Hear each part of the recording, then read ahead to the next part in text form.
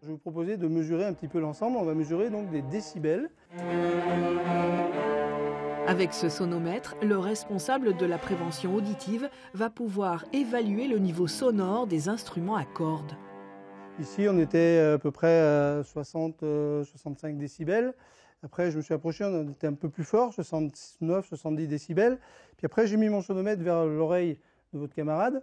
Et là, ça a rebaissé un petit peu, c'est-à-dire que c'était un peu moins fort dans ses oreilles que devant.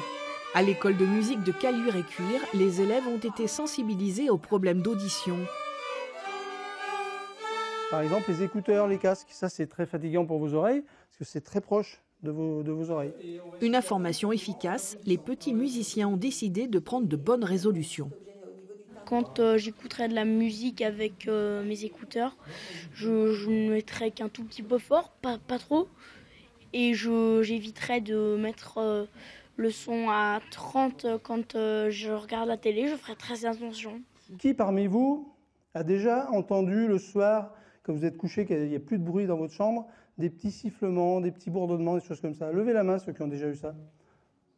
Il y a 10 ans, quand l'association a été créée, donc ma collègue qui a créé l'association faisait le même genre de test. Elle avait plutôt 20-30% d'élèves qui levaient la main. Maintenant, on est à 70-80% d'enfants qui ont déjà des signes de fatigue.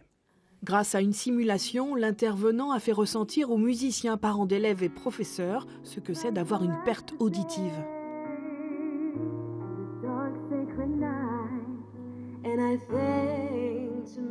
La différence est flagrante quand on entend le son normal. L'oreille, un organe ô combien précieux pour les musiciens. Grâce à cette action de prévention, tous ont appris à la préserver.